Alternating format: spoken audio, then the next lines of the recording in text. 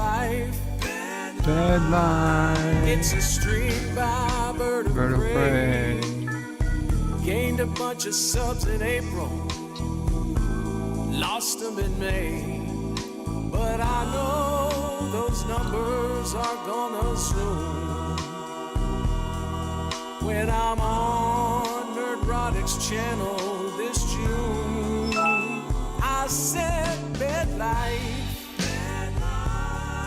and as stupid as it may seem, some people get their kicks downvoting the stream, but I won't ever let it get me down, 'cause this crazy old bird keeps sticking around. I've been a bully, a brawler, a terror, a bum, and a boss with a ring. I've been east and west and north and south, and I've seen a few things, but now I find myself stuck in this bed. So I just hit the remote and raise up my hand. BedLife, I tell you, I won't deny it. I thought of quitting YouTube, but Kurogan say don't even try it.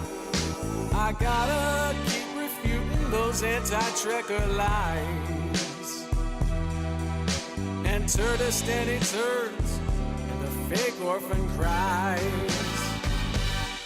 I've been a bully, a brawler, a terror, a bum, and a boss with a ring.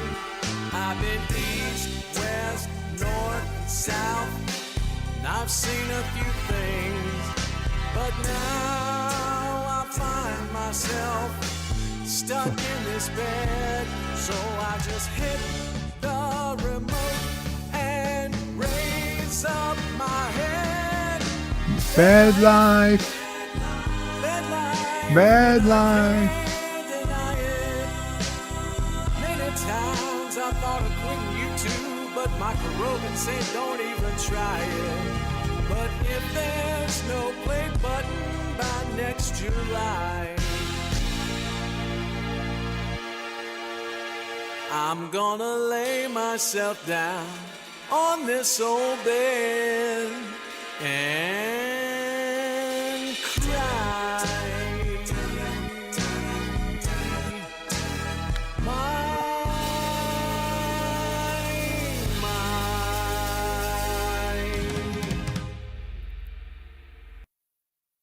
Hello world, it's BedLife 5, Qapla, and what you are watching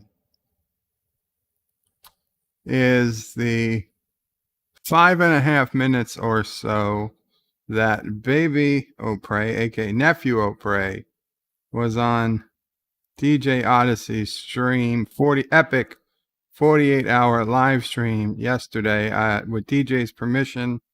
I've clipped it out and I've put it as its own video, and thank you so much, whoever. I will get to that one second. The damn elevator. There is the link if you want to watch the full video of NephewOPrey coming to the house. It's been cut from DJ stream. It's about 5.5 minutes, and it was a big day. It was the first time I got to meet NephewOPrey. It was the first time Mom O'Prey got to meet NephewOPrey, and I've got lots of links to DJ's epic 48-hour stream in there. This was part 5 of the stream. If you've got the original DJ video, it was right around the 5.5 hour mark where I get there. Okay, let's come to the main screen now. Hi, I'm Nicole DeBoer. I played Lieutenant Esri Dax on DS9, and I welcome you to BedLife 5 channel. Hail Karoga. So thank you, Joe Biden, who donated $1 and says, cute baby, are you the mother? If so, can I come over? I need a sniff and someone to push down my leg hairs. That baby has white privilege and must give all his money to minorities. Also, vote for me, baby. Then Rock Solid Productions put in a $5 donation and says, skip the 2-hour monologue and go right to Dear Bop. Okay, we'll go to Dear Bop a little quicker than usual, Rock Solid. But let me first say hello to everybody who's in the chat. Joseph Patrick was early and said, BedLife, I'm ready. 47 Yorktown says, I don't want to be cuddled by Bird. A DJ Odyssey quote. Yes, it was. And I said, soon, to which Joseph says, trademarked by me. Rock Solid's like, WTF, we want the stream. We want the stream. We want the stream multiple times. 47 Yorktown says, coming soon, Crib Life, Crib Life. It's a stream by NephewOPrey. Sleeping in April. No. Still in the belly in April. Still in the belly in May. But he finally made his way out in June. And now he's gonna cry. Actually, he didn't cry. Well, I didn't hear any real baby crying. I heard a couple of noises. They were here for several hours after the stream. I barely heard him talk. He was extremely comfortable here. Extremely comfortable. And Thomas Potts says, I'm late. I know, Thomas. I apologize. Rock Solid says, finally, yes, I'm on live chat. 47 Yorktown says, hello, young sir and younger sir. Thank you, 47 Yorktown. Aberjam says, aw. Dibs, cousin Dibs says, love your new song. Who made that for you? Well, I did most of the lyrics, and Piano Dean, who's usually around here somewhere, unless he's back at work, which he might be. Piano Dean recorded it, and one of his friends did a little extra mastering of the song. You know what I'm talking about, Dibs. You put out music. I don't know if he saw me and the baby.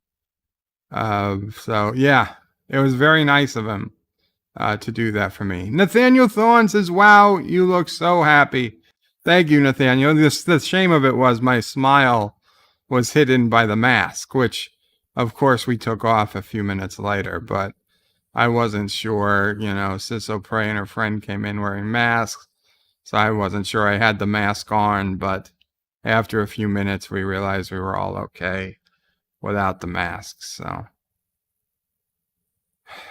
John the Former Peasant says hi. Chris Cook says, aw. What's this face, McWhatnot? Says, aw, that's a cute little guy. And I guess hello to you too, BedLife. Oh, thank you. What's this face? McWhatnot. Cinnabon Bunny says hello. Welcome, Cinnabon. John the Former Peasant says, Fosse is angry that that kid wasn't born with a mask. Yeah, well, they don't make baby masks, but I bet somebody does. But I think he'll be okay. Not Ryan Johnson says hello, and Qapla. Resolute Germ says hello, everyone. What's this face, McWhatnot? Says, seriously, though, Qapla, Bird of Prey, and NephewOPrey / Baby O'Prey. Thank you so much. Qapla to you, too. And yeah, there I put in the link if you want to see the full video I cut from DJ Stream. And it has the link to the full DJ Stream. And Joseph Patrick donated €2 through Super Chat.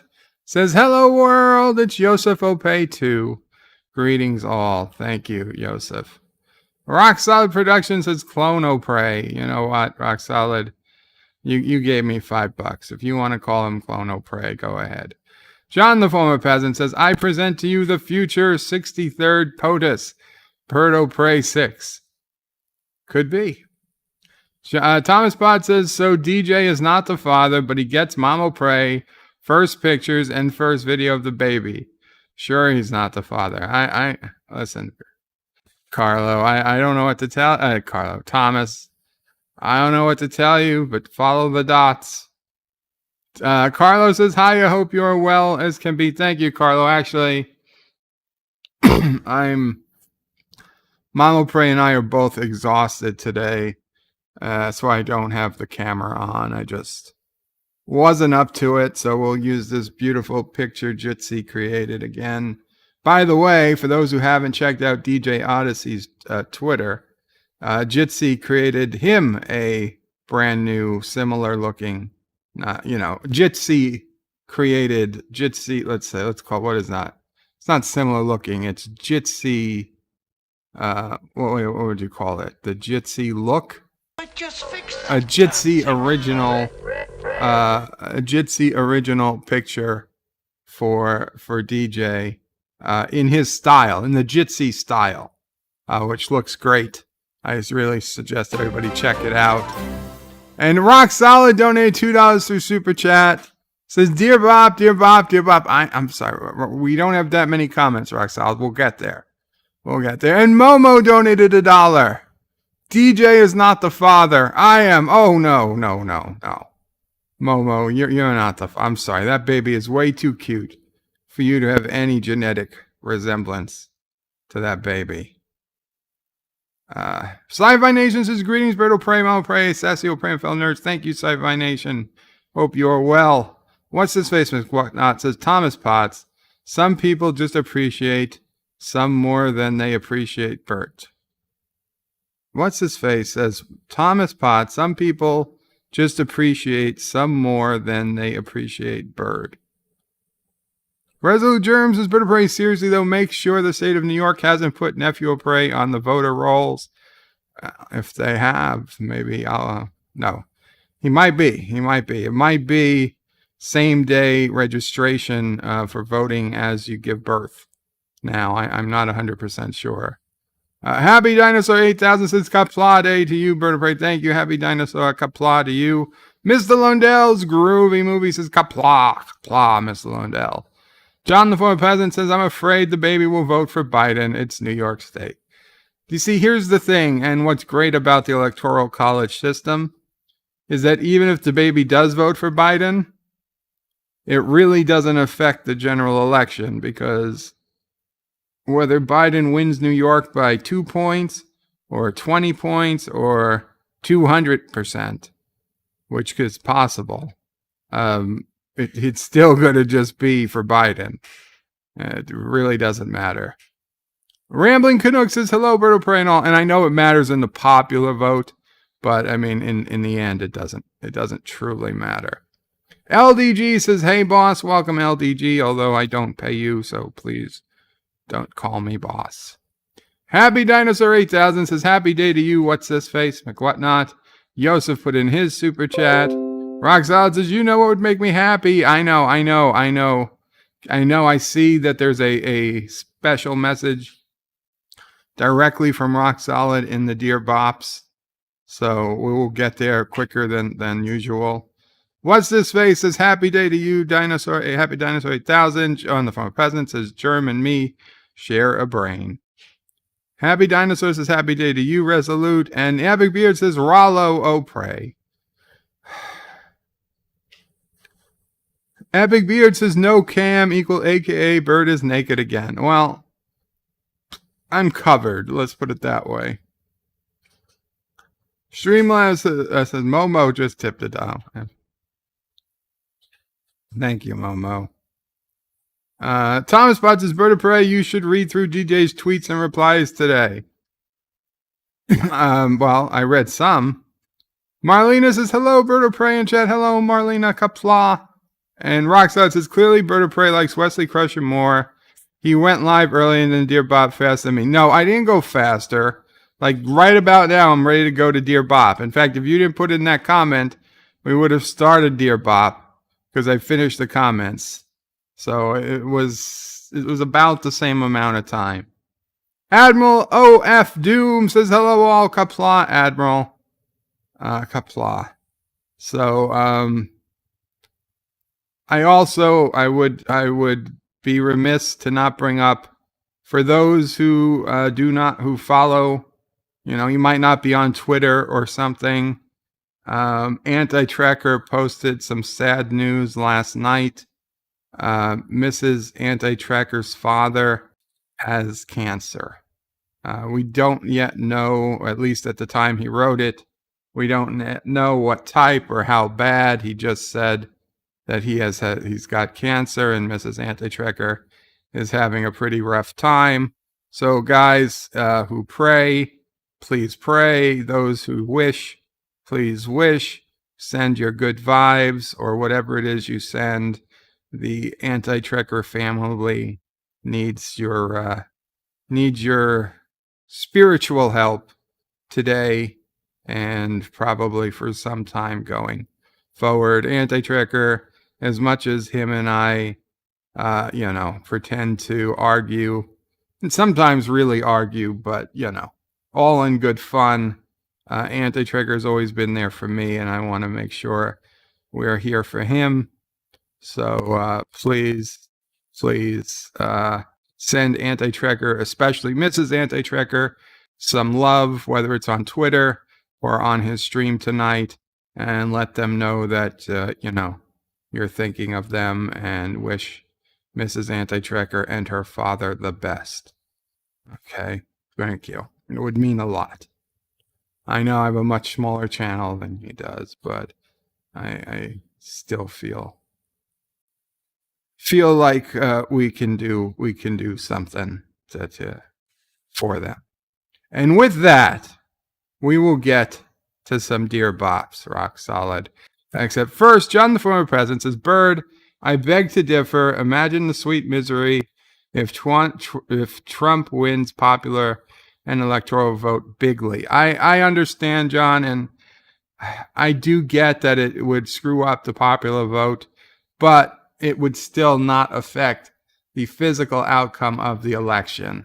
I mean, yes, if he wins the popular vote, then there's like a mandate and whatnot, but those are all meteor creations. It was just to point out one of the positives of the electoral system is that if one state or 3 states, whatever, if a state that's heavily Democratic already or heavily Republican already goes crazy and there's tons of voter fraud in that state, the damage is limited to the votes from that state.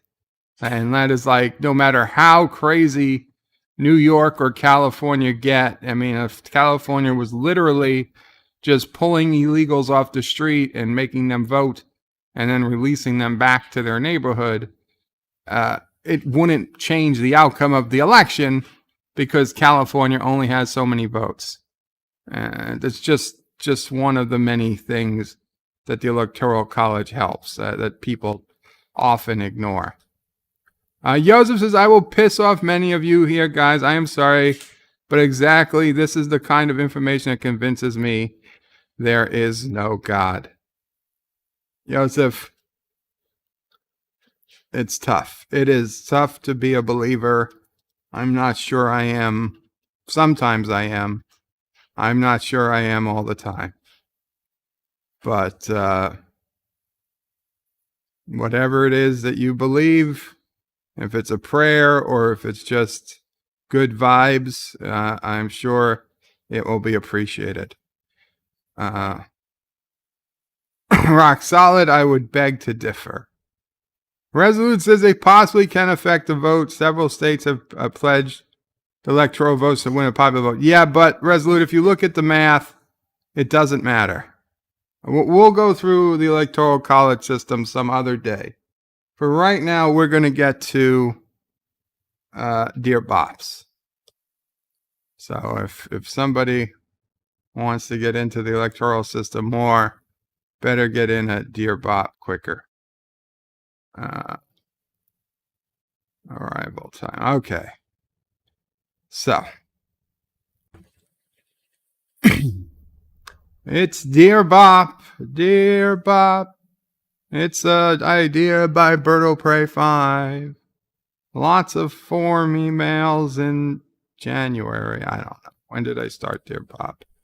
We need to figure out when I started Dear Bop. We'll do a special 1-year Dear Bop stream at some point. Okay. Dear NephewOPrey, I'm having some issues with my bagpipes. No matter how hard I blow, I can't get sound out of them. What am I doing wrong? Oi. Well, you see, you're probably not playing the bagpipes, or you're not playing the bagpipes properly. You have to blow in the in. You can't blow in any old pipe. There's one special pipe. It has a smaller hole than the other pipes. You blow in that hole, and that makes the noise. Also, I'm not exactly sure how bagpipes work. I think they're like an accordion of the mouth. Have you tried playing the accordion? That's a much better instrument. I have to work on my Scottish accent because the Hunt for Red October is this cinema Sunday. And we know Sean Connery has Scottish Russian accent. So, yeah. Good luck with the bagpipes. Also, probably help if you wear kilt. Because then if your mouth get tired, you can blow out other side. That's why they wore kilts. That's the origin of the kilt in the Scottish society.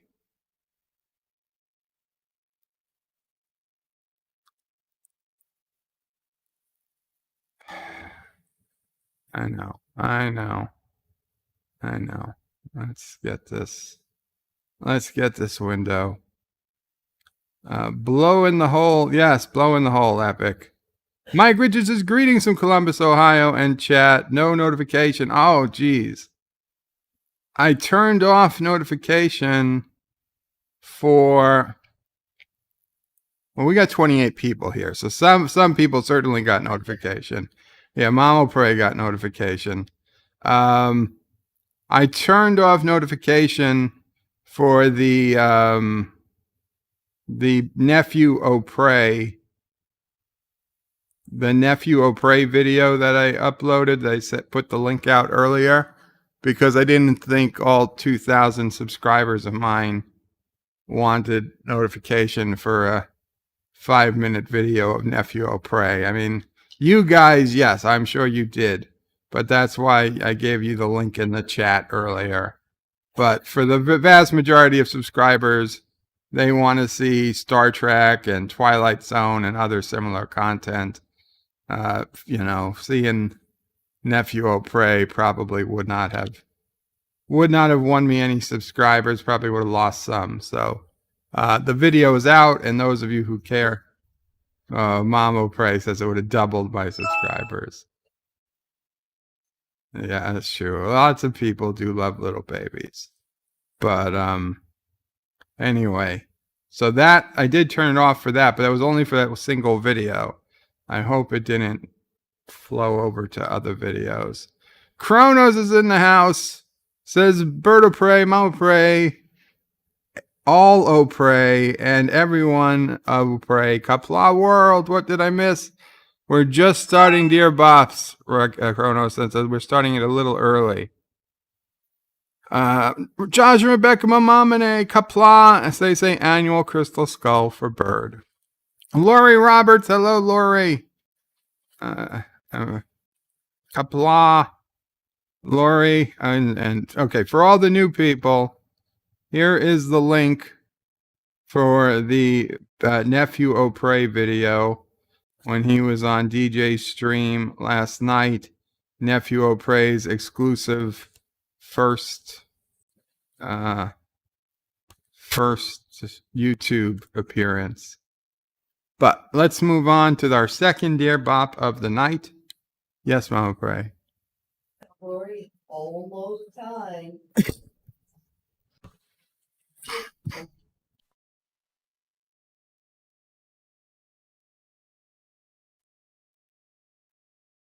Lori, NephewOPrey says it's almost time that for dinner arrangements.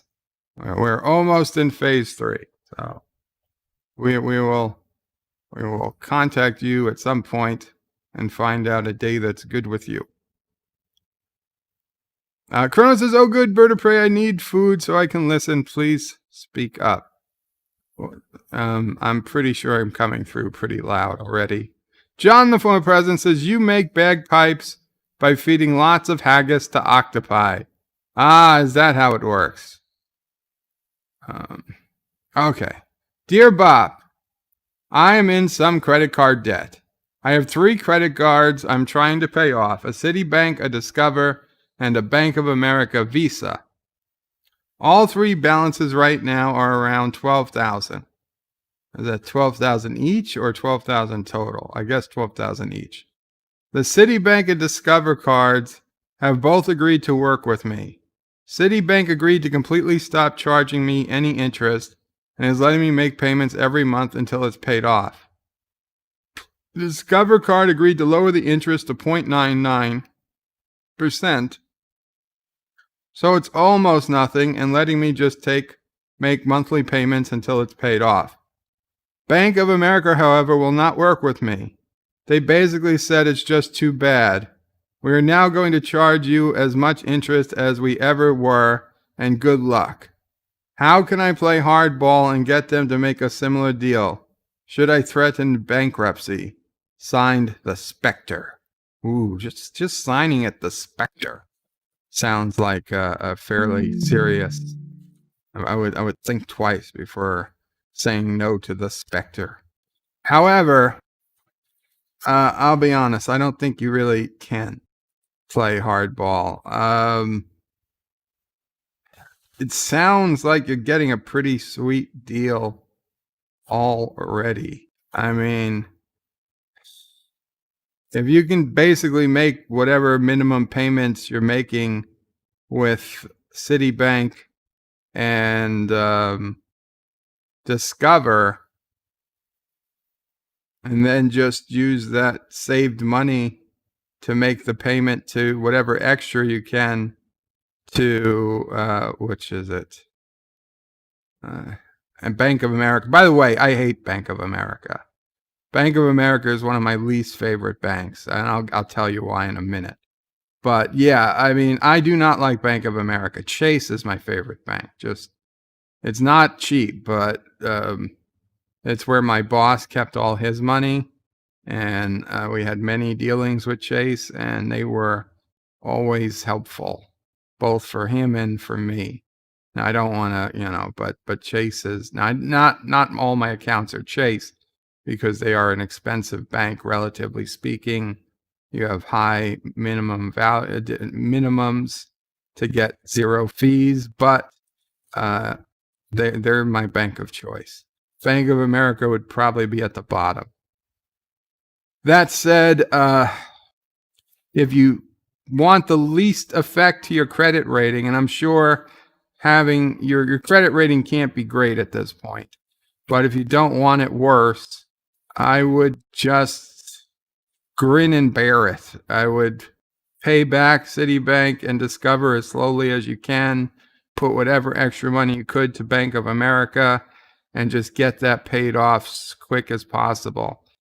Now, I know it's basic. It's very basic math, is that you pay off the thing with the highest interest. Since they're all about equal, it's a no-brainer. You obviously pay off the Bank of America first. Now, if they weren't the even, if you had a 3,000, a 4,000, and an 8,000, and even though if the 3,000 had slightly lower interest rate than the 8,000, I would say pay back the 3,000 first, because you'll feel better once it's over. But in your situation, I would think, I really don't think you can do much, because they know the only other thing you could do is bankruptcy, and bankruptcy, besides physically costing you more money, that's going to have a much longer impact on your credit. Obviously, I honestly don't know, what phase your life is in. Are you looking to buy a house? Do you already have a house? Are you single? Do you have a family? Do you have a wife that has good credit if you needed something? I don't know. There's a lot of unknowns. But just seeing what I'm presented here, it's not a bad deal. 2 out of 3 isn't bad. Just grin and bear it. $12,000. I don't know your financial situation, but 12 to 24 months. Well, they're charging interest. So yeah, it could be a while. It could be a while. If you can, I mean, if you don't mind doing bankruptcy, then threaten it. But the problem is when you make a threat like that, you've got to be able to back it up, or you feel even worse if they call your bluff. Do your best to pay it under the terms you have.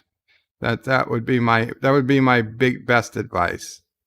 My second would be, if you had to, then go the bankruptcy route. But for $12,000 from one card, it seems like a waste of time and money. Dr. Scotty says, Bird of Prey, I'm with you on Bank of America. They are terrible. They have huge fees. Wells Fargo also sucks. Chase is a good one. Thank you. Cinnabon Bunny likes Goldman. Cinnabon Bunny must be like, Goldman's like for, well, let's put it this way. A lot has changed since banks, since 2008. And that's honestly about where I stopped caring. Josh reads his Bird of Prey. What happened with Baby O'Prey? Did you throw him into an orphan? No. Sis O'Prey took Nephew O'Prey home with her last night after the thunderstorms passed. She called. Nephew O'Prey is doing well. He was going to the pediatrician today, and everybody's doing well. Resolute Germ says, tell Bank of America to F off and pay the other two. Let them sue you. If they want, they will get nothing from you. You know, that's another possibility. It would probably take months to years. But you don't want to have to go through that process. Yeah, the interest would keep adding on. Eventually they would probably settle, but it would get worse before it got better. If you can make the payments, make the payments. So anyway, Bank of America was back when I had my second Jeep. I was still in college. The family money situation was tight at best, but my white Jeep had become dangerous to drive. So Mom O'Prey took me down to an auto dealer in Brooklyn because we were looking for a more reliable drive, because I was driving 20 miles a day to and from school at all times of the day and night, sometimes twice a day. And so it was 1998, and there was this 1996 Jeep Grand Cherokee that was back from a lease, and they were releasing it. It was the first time I had dealt with a lease. I didn't realize, I realized that they had like a 12,000 miles per year clause on the lease, but I didn't really think about it at the time. It was the first time I ever leased a car.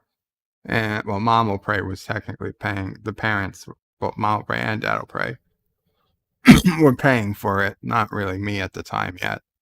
But I was driving that Jeep so much that I came in when it was time to turn it in 2 or 3 years later, 2 years later, I guess, 2 or 3 years later.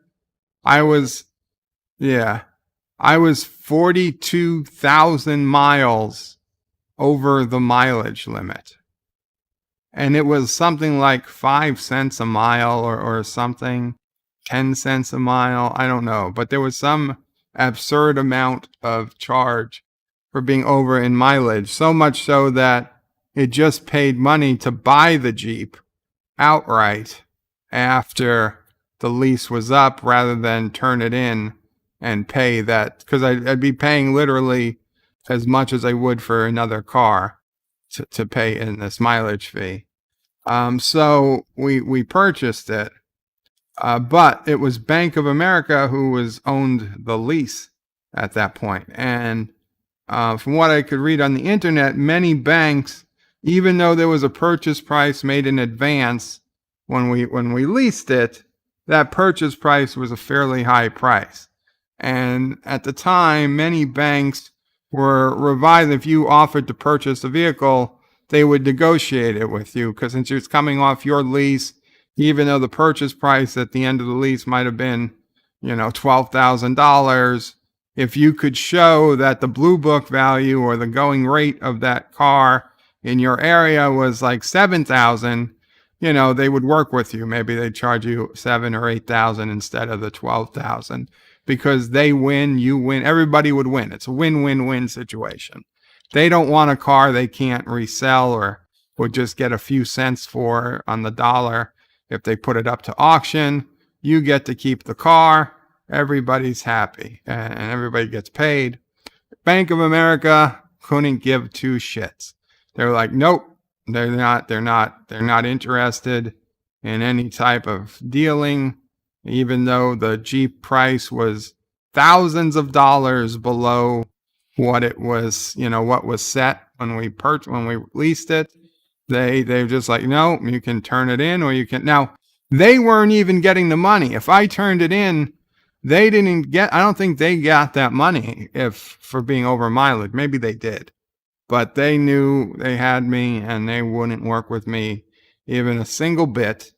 So Bank of America, yes, even 20 plus years later, F off, Bank of America. I still don't like you. We're going to call you Bank of Caroga, and we're going to put all your employees into the mines, especially any employees that were there 20 years ago. Thomas Potts says, free NephewOPrey. And Thomas says, Bird of Prey, did you like your Governor Virus Mountain? Thomas, I honestly haven't been watching Cuomo. I don't care. I have no idea what the Virus Mountain is. Thomas's bird is in the driver's seat if car becomes dangerous to drive. No, I was an excellent driver. Thomas. One accident that wasn't my fault at all. A guy blew a stop sign. And according to insurance, no accidents. So, beat that. Dear Bob, I hope you're reading this on Monday, June 29th, 2020. Yes, we are. Today, let's make the Dear Bops extra fun and give each letter try guessing who wrote it. Start with this one. Who am I? Give us your best guess. If you get it correct, I will tell you in the chat. I will say Thomas Potts wrote this. I was going to say Wesley, but I don't think Wesley's here to answer. So we'll say Thomas Potts. Am I right?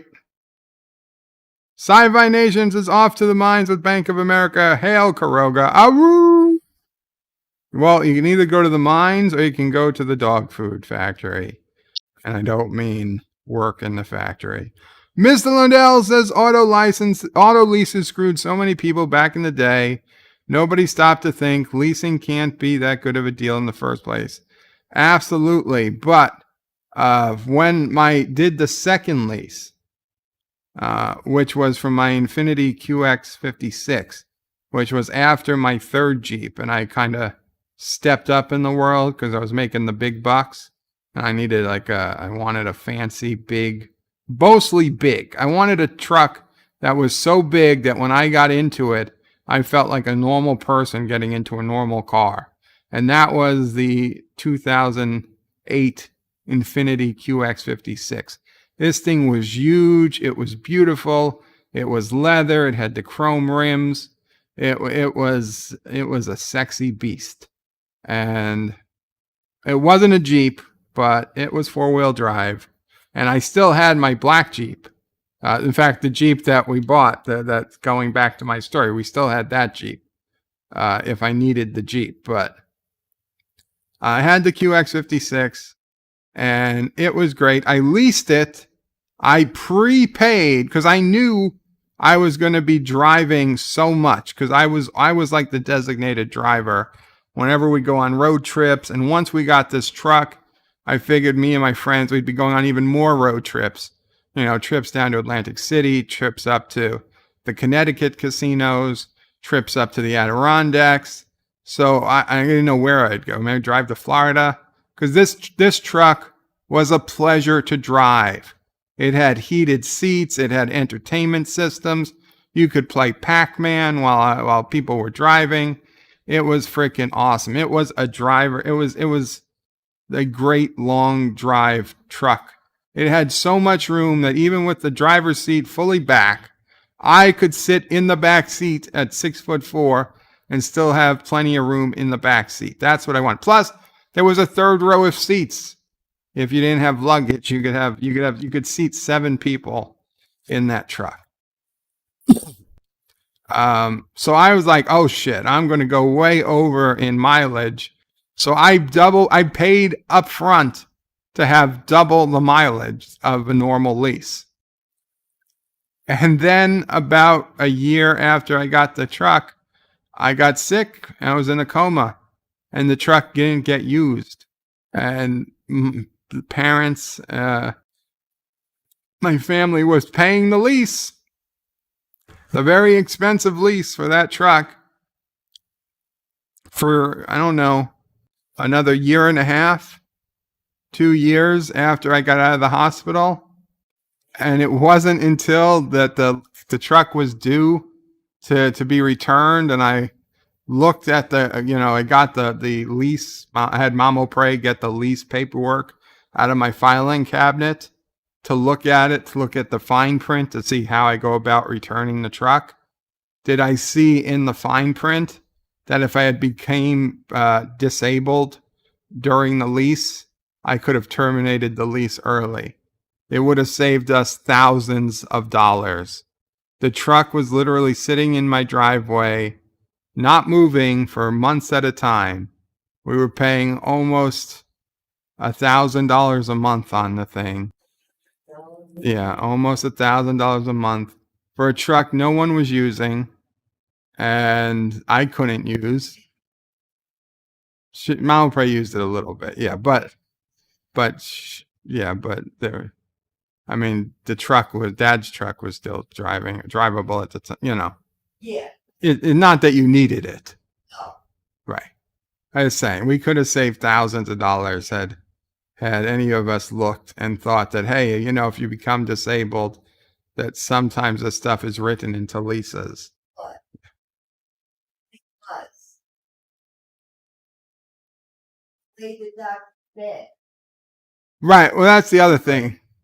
Right. The doctor, when we got home, remember, they told me, oh, I'll be walking within a year. So I still had like 2 years left on my lease. So, and I figured I'd be, back at work. I'd be working, in a year I'd be back at work and things were going to continue more or less how they had been. So we weren't even looking to get rid of anything at that point, right? We weren't looking to make giant lifestyle changes. We were just doing temporary things to get us through that year, after which we all expected I'd be back to normal, more or less. And of course, that didn't happen. I said, well, one more year. And then that didn't happen. And then, of course, years turned into a decade pretty quickly. And yeah, so. John Araki with a $1 super chat. Thank you so much, John Araki. Who's been holding up the damn elevator? The cutest. The cutest has been holding up the damn elevator. Chrono says, did your Jeep have a Geloja vacuum as well? No, Chrono. Actually, I did keep a wet dry vac in the Jeep, but that wasn't because of it. This was long before the Geloja machine. Long before the Geloja machine. Josh from Rebecca says, Bird has compensation car confirmed. it was a nice truck. It was a nice truck. Kronos is being ignored. I'm sorry, Kronos. Jasmine Becker says bird for bank slavery confirmed. No, that's not. That's not what I said. Thomas is rock solid. Don't worry. We'll read your Dear Bop in 30 minutes. I'm getting right to it. Josh Reed says Kronos Bird of Prey Jeep is as big as a Geloja machine. Rock says that son of a bitch is trolling me at this point. Kronos is confirmed Bird of Prey had a prototype Geloja vacuum Jeep. Technically, I did. Okay, so here is something from Rock Solid. Let's see. Let's see what's going on. Open that again. There we go. Let's see. Let's get this centered so that people can read it. First, he doesn't start with Dear Bob. Oh, Karogan citizens shirking responsibility and the law.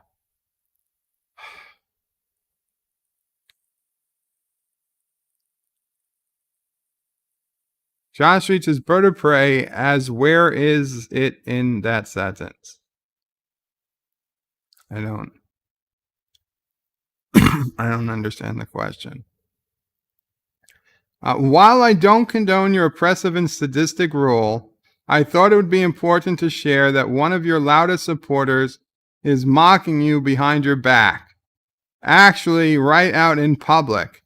It appears Life with Matthew has not subjected his son to forced labor in the mines.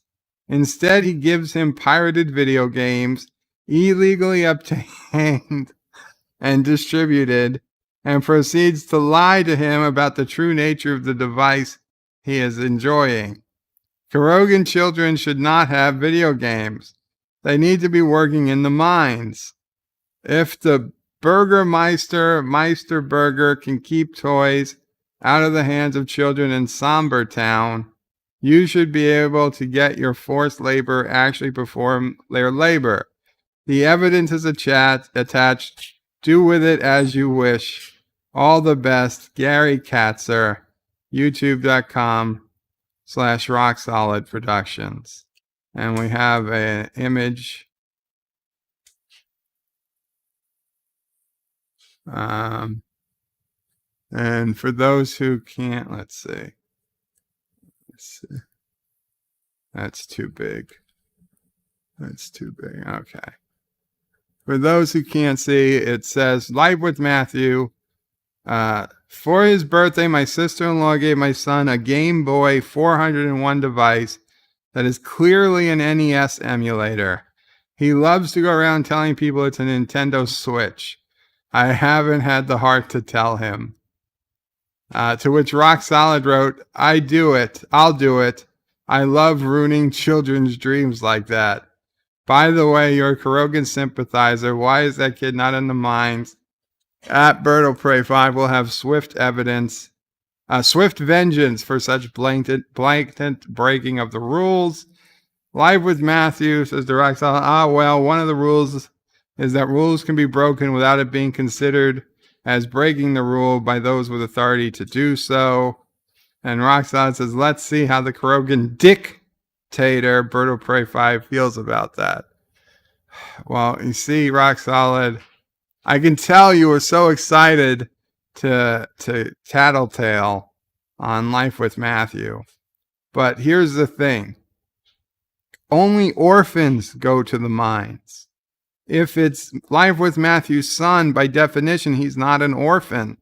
And he is, yes, he's allowed to play video games. Okay? And you know what?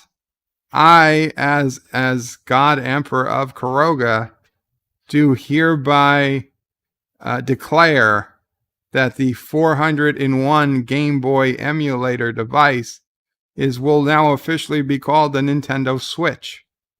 So, Life with Matthew need not lie to his son or feel bad about not telling his son it's a Nintendo Switch, because now in Kuroga, it is a Nintendo Switch. And Rock Solid, I feel bad for you. I can tell you were so enthusiastic that you thought you were bringing down swift justice to someone you felt was violating Kurogan law, but the truth is there's that thing. Some people, it's very, I understand. Some people hear orphans and they just think children. But there's a difference between orphans and children, right? All orphans are children, but all children are not orphans.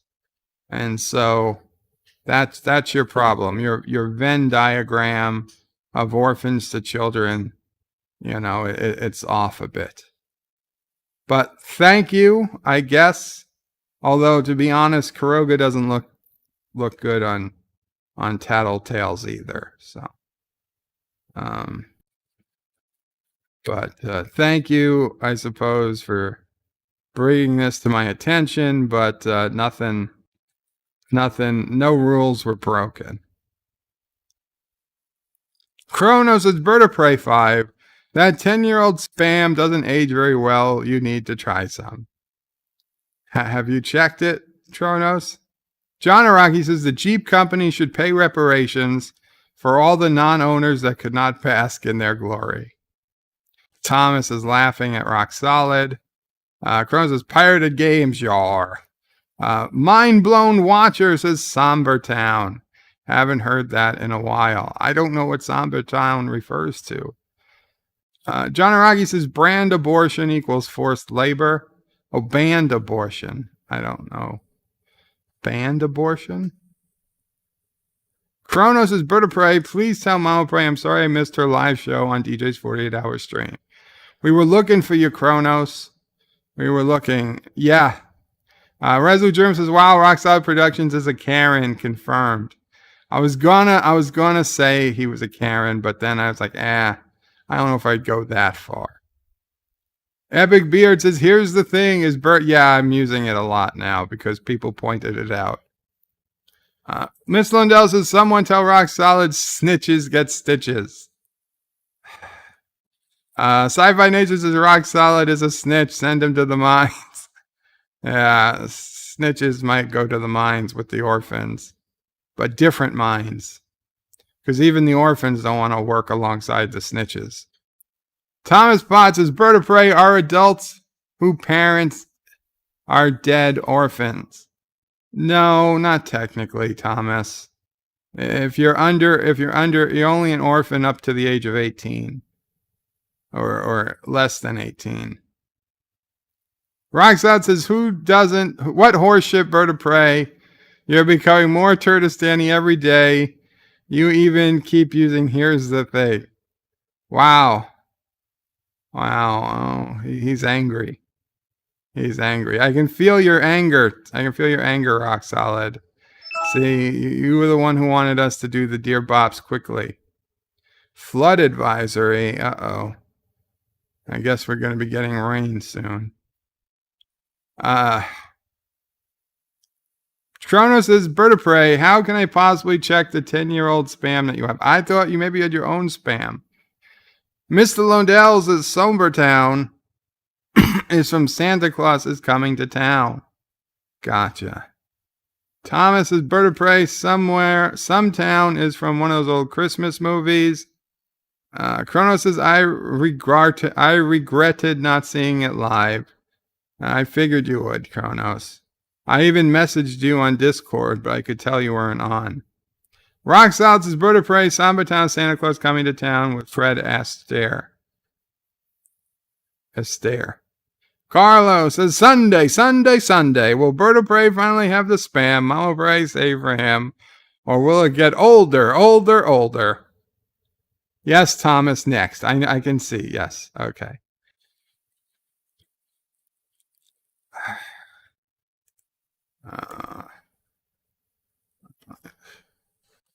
Why does this keep breaking? John Araki with another $1 super chat. Oh yeah, you got it. You got it. $1 super chat. That was a 1 in 30 something chance, John Araki. Congratulations. You hit the jackpot today. Rock Solid says, I guess there is no hashtag justice for life with Matthew. You see, you're just angry, Rock Solid, because he's using emulation. You need to let go of your hate for emulation. You're like Captain Ahab, and emulators are your whale. Okay, let it go. Or like your, what's his face, Javert in Les Miserables. Les Miserables, as they say in English. You're Captain Cisco. You're Inspector Javert.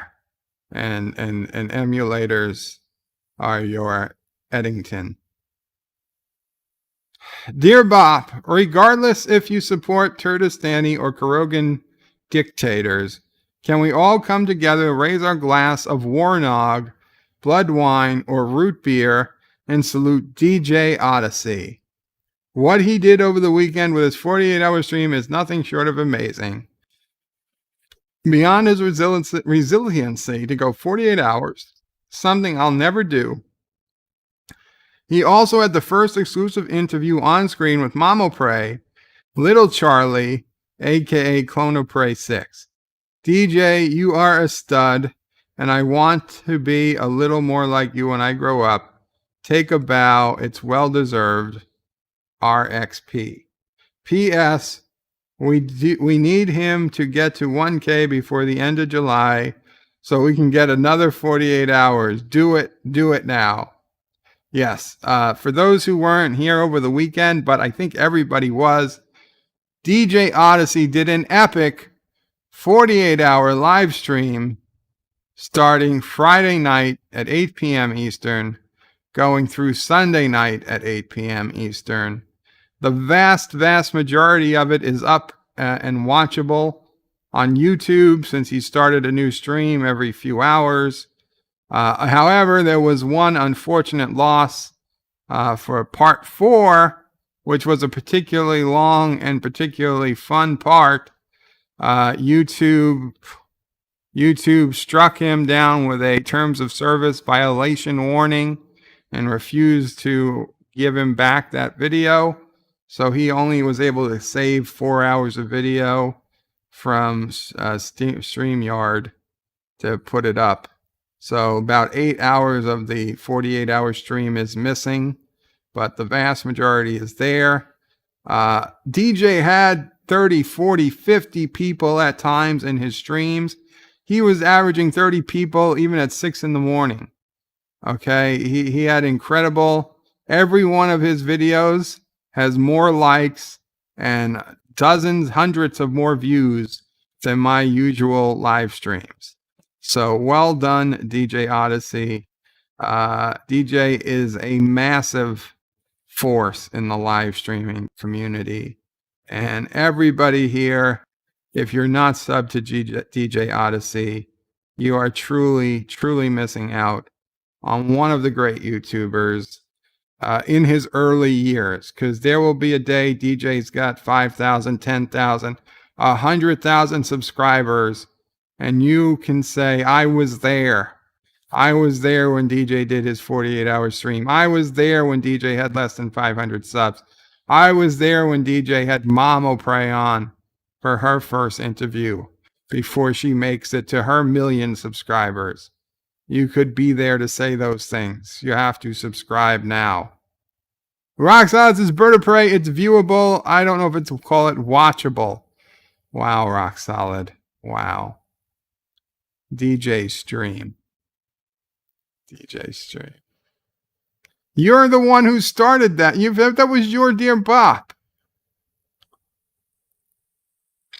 Chrono says, I saw 56 at the most. Yeah.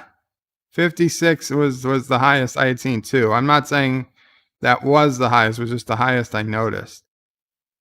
Agora Agnitas, I was there. Yes, Agora. Agora, am I saying your name right? Agora? Angora. You were live with him And Goro was there almost the entire time. Joseph says, I am trying to protect you and all the folks who stream. I am unimportant in the whole situation. No, Joseph was there quite a bit too. Joseph is an amazing co-host to have. Joseph might be the best co-host on YouTube who has no channel of his own. I mean, he has a channel, but no content.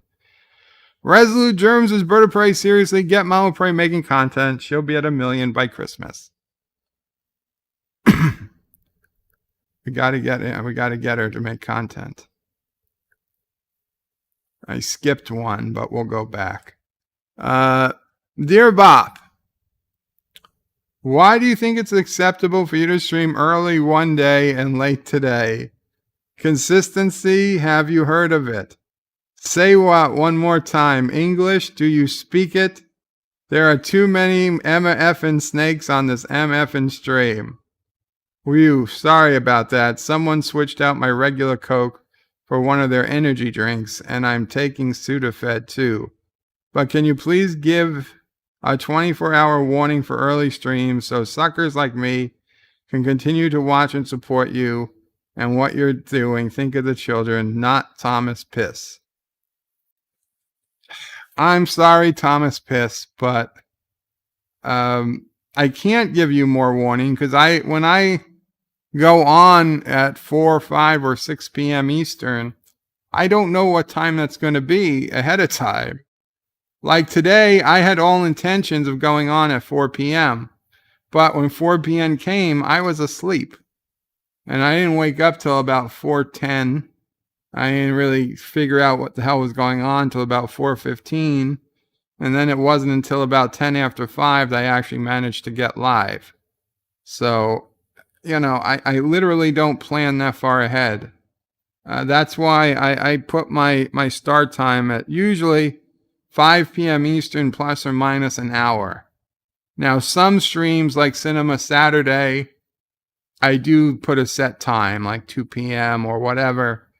If I set it in advance, then you have a pretty good chance I'll make it for that time. But unfortunately, BedLife's, my days are just too unpredictable. Like, I don't know if a nurse is going to come, if a doctor is going to come, if I'm going to have to be on the phone with somebody, you know, are we going to eat dinner early or late? I just don't know sometimes. And it also depends on NephewOPrey, how busy she is, because, you know, NephewOPrey is usually necessary for getting BedLife set up. So it's not just me. And obviously, if I asked NephewOPrey to stop everything she's doing and help me, she would do it, but I don't want to do that. And, you know, I'm sorry I can't be as consistent as a television show in start time. It's just something we have to live with. Thank you, Thomas Piss. Thomas Potts is Bird of Prey. Yes, Joseph reads our comments when you do panels somehow. So easy for him, unlike others. I don't know how he does it. Joseph says you are literally in bed the whole day and you just say your days are unpredictable. Wow, just wow. Technically, I mean, they are, Joseph. You'd be surprised. As NephewOPrey says, I'm the busiest bedbound person you're ever going to find. Dear Bob, why do you make Mop stand all the time? First you starve her, you keep her imprisoned, and now you can't let her sit. No, that's not true. Mop was sitting yesterday holding the baby. In fact, you saw it later on DJ's stream. I was showing video of Mop sitting holding the baby. Plus, she was sitting holding the baby even when she wasn't on DJ's stream. She sits often. In fact, she recently moved her laptop computer from the kitchen counter where she had a seat to a lower table where she has a much nicer, more comfortable seat. All right, because at the kitchen counter she has to sit on a counter seat, but now she moved her laptop to a regular height table.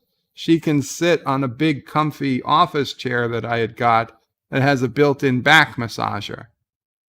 And she doesn't often get to use the back massager, but she does find this new seat very comfortable. She arguably has the most comfortable movable chair in the house. And she could sit in the lazy boy anytime she wanted, but her legs wouldn't fit. Yeah, but no, that chair is more comfortable as a moving chair. V-Star says, hey, Bird of Prey, Qapla, hail, hey, y'all, Bird of Prey, hey, Qapla, V-Star, Qapla. So yeah, I don't make Mama Prey stan. That's fake news. Dear Bop, we are the people of the planet Mars. We have been oppressed and slandered for too long.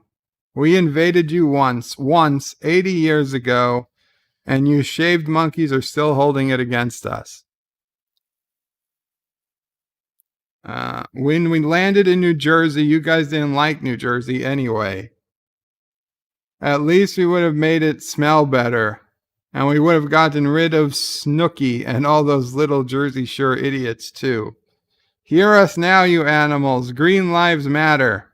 Sign the Indigenous Martian People, IMP. P.S. Yeah, we need a better name too. Well, you see, here are the intricacies that you don't understand being from Mars. And I understand, yes, the War of the Worlds. We kicked your ass. We'll kick your ass again if you come back. But had you blown up New Jersey, and don't get me wrong, it would have been a good start. You would not have gotten Snooki, because Snooki and the cast of Jersey Shore don't live in New Jersey. They probably live in Staten Island or Long Island, New York. And Jersey Shore was just where they went to do their TV show. So you would have had to do a much bigger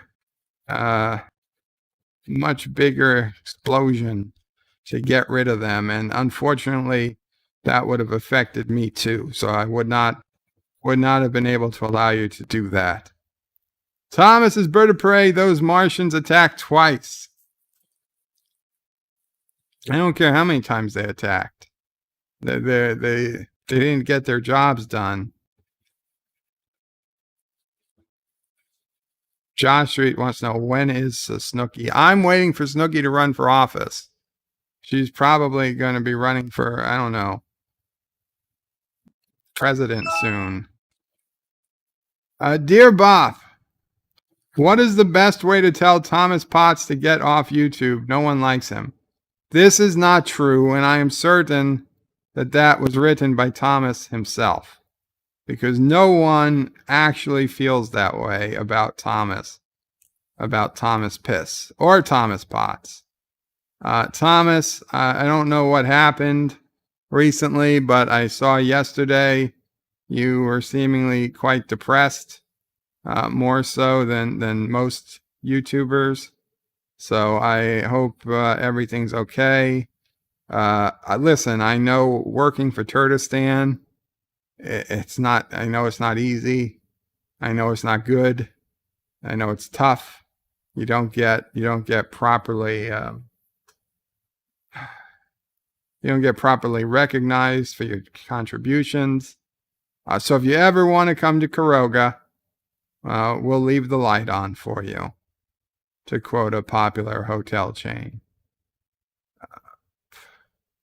But I do hope you are, I hope we can do something to get you out of your funk, Thomas.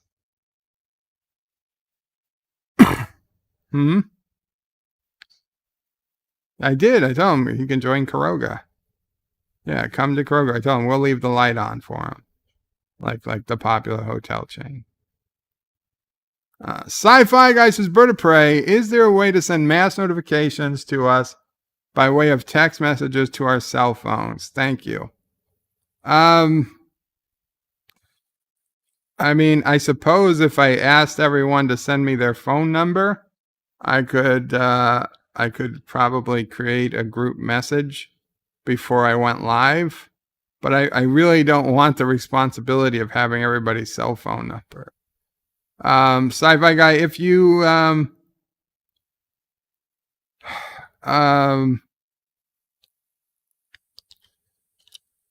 if you're looking for a way to get notifications when I go live, Let's see. What's the best way? Well, Mom Pray gets it on because you're getting YouTube notification. But if YouTube notification fails, you wouldn't get it. I mean, I suppose I could create a list. I could create a list. And if anybody wants out, they just let me know. Let's face it, it's not going to be 100 people on the list. If we get 5 or 10, that'll be a lot. I tell you what, anybody who wants me to text them that I'm going live, email me. Email me at BertOPrey5@AOL.com. And obviously your cell phone number. Now, unfortunately, I can't afford to international text a bunch of people. But if you have a US-based cell phone number, send me your cell phone number and your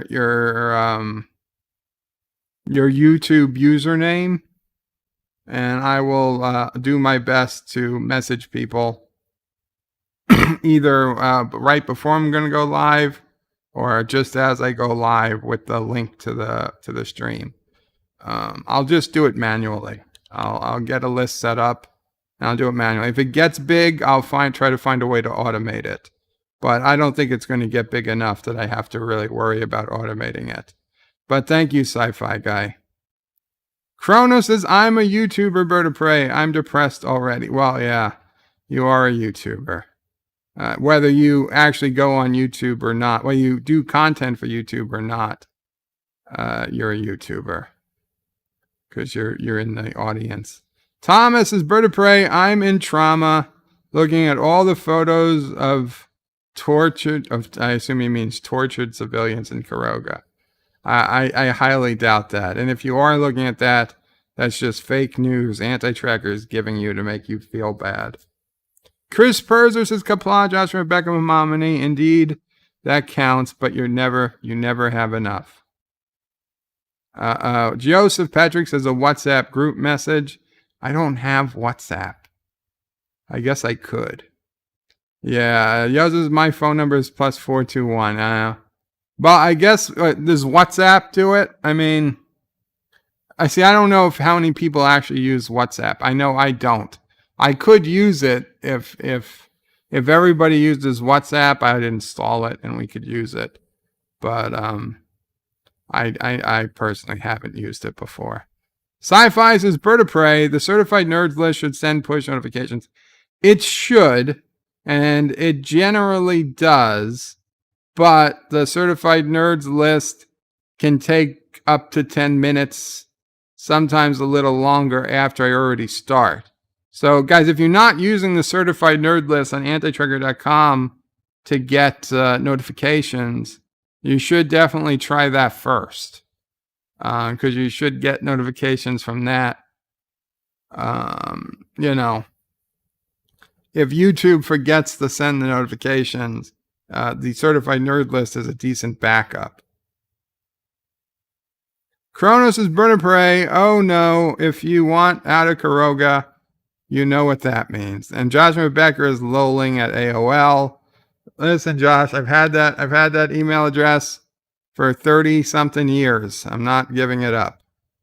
Sci-Fi Nations is 8675309. Jenny does not want notifications. Thomas's phone number is 555. Yeah. I don't think so, Thomas. I don't think so. Resolutions BertOPrey, set up a text notification with antitracker.com. Well, I mean, it would go from BertOPrey5.com, but there's really no way to do the text notification through a website. If you have to pay for a service that changes, that lets you text over the internet. They don't really do free mass texting over the internet, because if they did, people would just use it for spam. So it's actually a good thing you can't freely text over the internet. Rocksolid says, BertOPrey can help with texting. You can do, yes, on MailChimp. I can help you. Thank you, Rocksolid. I'm aware that there are commercial services that can do it. I'm trying to do it for free. I mean, I have unlimited texting from my phone, so I really don't mind just throwing it in a spreadsheet, copying and pasting it.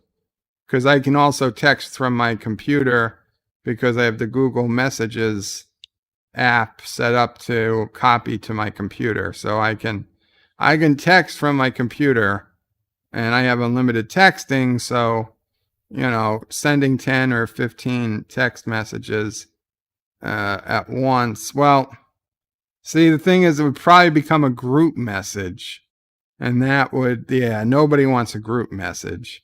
That would be bad, because then you'd have everybody's number.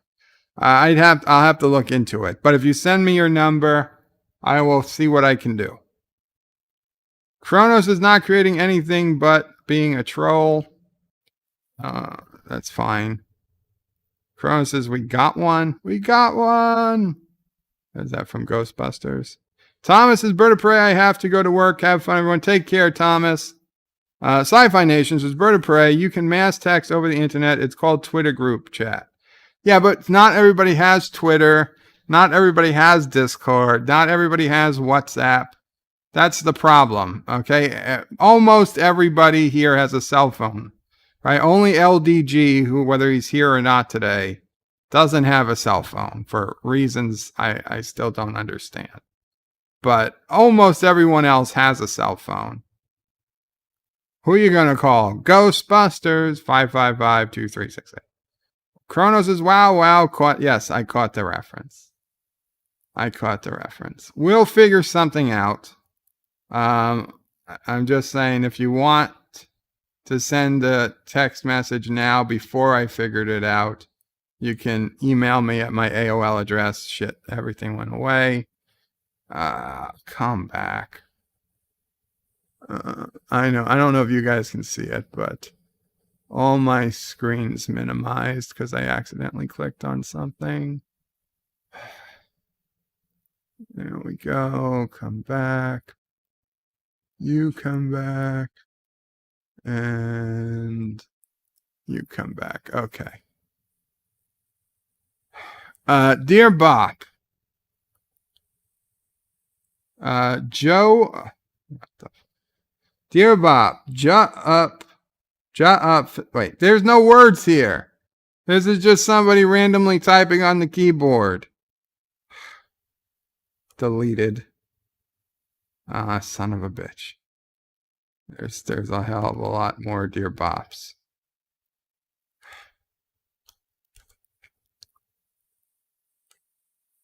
Dear Bop, we have followed your lead. Today we issued a warrant for Trump's arrest. Even though nothing will happen, just like your trial for the evil man anti-tracker, it is the message that counts. Your eternal friend, Saeed Ali Hosseini Kanami, Supreme Leader of Iran. Hail Iran, hail Karoga, friends forever. This is fake. Karoga does no business with Iran knowingly.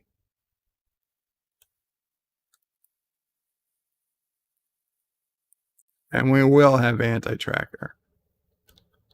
Dear Yosef, I am real, but it's okay. You don't believe in me. I still love you like all life. God. There you go, Yosef. You got a personal message from God. Orville Nation, Qapla All, PJ, good to see you. I'm sorry, Orville Nation. I was so pessimistic yesterday in your stream about Orville, but it's like we're months away from ever seeing Orville, if we even see it. I'm not sure we will. And then with all the shit going on with The Expanse, even if that show comes back now, I'm not going to like it nearly as much because either one guy's guilty of something bad and now he's going to be gone, or if he's not guilty, his co-worker is an asshole. And now I'm not going to like watching him. So either way, that show has been scarred. So it's like no Expanse, no Orville, only going to get more STD. It doesn't make me happy. But oh, and I've watched a second episode of The Twilight Zone.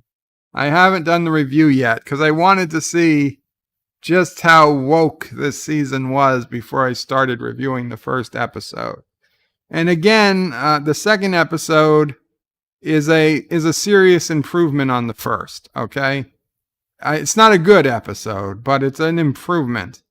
The first episode had, I would say, zero wokeness, but zero entertainment value, zero Twilight Zone-y. It was just a shit episode of TV, even though that there was no woke agenda. The second episode had a minimally woke agenda. Okay, well within tolerance, well within tolerable, but it was there, but tolerable. And it wasn't a terrible episode. It was still not quite up to Twilight Zone standards, but it beats out almost every episode from the first season. So I guess even though these first two episodes weren't great, they are off to a better start than they were last year. So that'll give me some, that the first episode being not super woke was not a one-off. The second episode, while it was a tiny bit more woke, it wasn't overly woke. It was fine. Yeah. I mean, both episodes were diverse, but again, wokeness is not the same as diversity. We are all for diversity. What we are against is wokeness. And neither one left a bad taste in my mouth about wokeness, unlike almost every episode from season 1.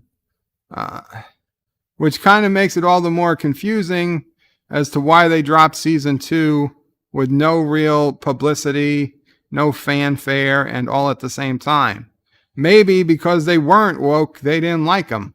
They're like, well, F this. But maybe Jordan Peele's not an idiot, and he saw what everybody was complaining about. He said, I can fix this. And he did, to the best of his ability. Maybe he did.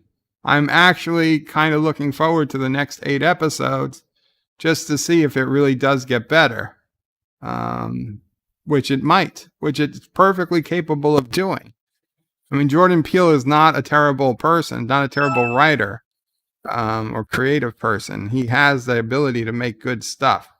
So I'm kind of looking forward to more. Now, I don't know how many, I might want to watch 1 or 2 more episodes before I start my first review, because, I mean, it really helps to see where we're going when I start my review. Because I started penning the first review, and I'm like, I could be writing stuff that's just going to be thrown away next episode. So I didn't want to get too far into it. So I am doing Twilight Zone reviews. They're taking a little longer than I expected because, to be honest, the episodes were different than I was expecting, but in a good way. In a good way. What do we got here?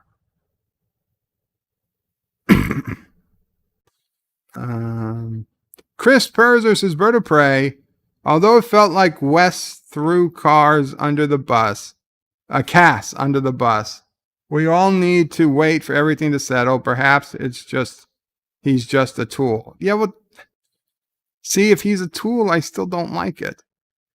But I know, we have to wait. We have to wait for the details. V-Star says, Bird of Prey, did they remake The Twilight Zone again? Yes. Yes, CBS All Access has now in its second season of The Twilight Zone. They started it last year with 10 episodes, and now they dropped 10 episodes again a few days ago. But last time they did it episode weekly, and this time they dropped all 10 episodes at once. Orville Nation donated $5 through Super Chat. No worries, Bird. Just don't want to see you get bummed out when Seth has gotten more autonomy and more money to do the Orville even better. Boom! I hope so, Orville Nation, but with Seth moving to NBC and Disney buying Fox, and the COVID. I don't like it. I don't like it. Joe Biden donated $1. Thank you, Joe Biden. Says, why did you only read my dear bop of kicking Thomas off YouTube? Why did you only read my dear bop of kicking Thomas off YouTube? My other one wasn't me typing randomly in a keyboard, but I do like how you love Iran. I also love Iran. They will help me defeat Trump on Monday. Hashtag Mega6. Ah, Joe. Kronos' V-Star apparently, and it's woke enough to interest BedLife. No, it's the first season was like a textbook woke. If you're like, let's do woke TV, textbook, that was it. I mean, you couldn't get more woke than season 1. Season 2, so far, much better on wokeness. But no better on quality of scripting. Season 1, there was one good episode all season. And there was 1 out of 9 episodes were good. And I'd say 7 out of 9 were sickeningly bad, repugnantly bad. And a couple were just not good. So far, we got 1 not good episode and 1 slightly good episode with very little wokeness. So it is a big improvement over season 1, just not a big improvement over the Twilight Zone in general. And Jonathan Becker says the new Twilight Zone still an hour long. Well, the first episode is 45 minutes, which was not good. In fact, that was probably one of the things that hurt it. The second episode is only 31 minutes long, which is much, much, much better. Because the episode from season 1 I liked was the shortest episode of the season, which was 36 minutes long. Most Twilight Zone episodes now are about 45 minutes long. Now, from what I read, is that most are still closer to the 45-minute mark than the 30-minute mark. But I was happy to see our shortest episode yet at only 31 minutes for episode 2. And again, I don't know how much of what I read is true, because what I read was that it was still pretty woke, and certainly it hasn't gotten woke yet. So for all I know, I just read somebody who just wrote an article based off of season 1 and didn't give a shit what they were writing, because people get paid by the word, not by how much truth there is to the word. Get woke and go. No, that's not the phrase. Get woke and go Karoga. Josh Street says, Anti-Trekker, Bird, what have you done? Bird, it just popped into my head. Thomas, Bird, what just popped into your head? Josh Street says, BedLife, I was thinking of the most harmless from my childhood. Kronos, Bird, what was that? BedLife, I was thinking about Sassy. Stay, Beagle Bites. I was thinking about Sassy, Stay, Beagle Bites. So the Beagle Bites are coming to destroy the city. Tiki of Doom says, shut up and wear your muzzies or your mask. Josh Reed says, tool and fool are not the same word. Oh, sorry. They look very similar in the font I'm using. Miss Londell says, what is the drama of The Expanse? I try and stay out of topic loops like Hollywood drama. The pilot guy on The Expanse is being accused of sexual harassment and sexual assault because of some text messages or Skype messages he sent. And obviously there's no evidence of this. It's just a he said, she said situation with some screenshots that anybody could fake. I mean, I've faked better screenshots than those. So we really don't know if he sent them or not.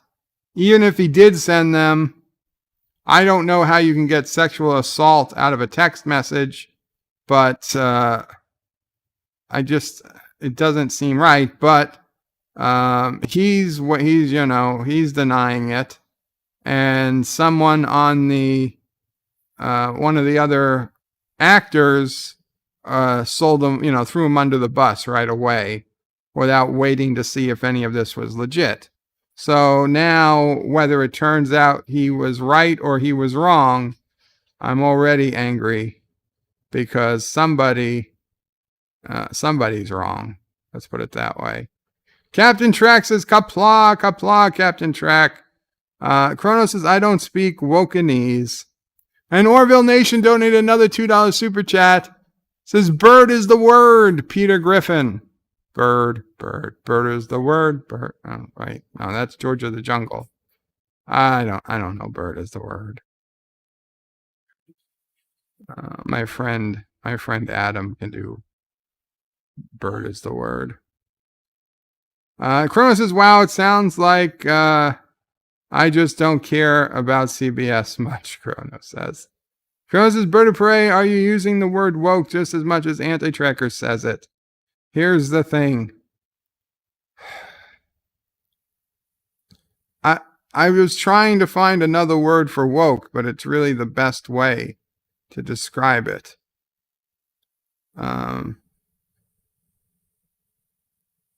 V-Star saying hello to Anti-Tracker, but I don't see Anti-Tracker here. Oh, Anti-Tracker is here. I am listening to this in the background. I'm about half hour behind, but I have to object. Bird listed all these channels that he says will grow, but left me out. Jerk. You've already grown. You've already grown, Anti-Tracker. I mean, yeah, you'll grow more, but I was talking about tiny channels. Dear Bops, stop changing our history and bastardizing our heritage with your Kurogan lies. Your Kurogan lies need to end. Everybody knows that the reason the Scottish invented kilts is because because sheep can hear zippers. Think about it. Uh-huh. Do not mess with the video of you.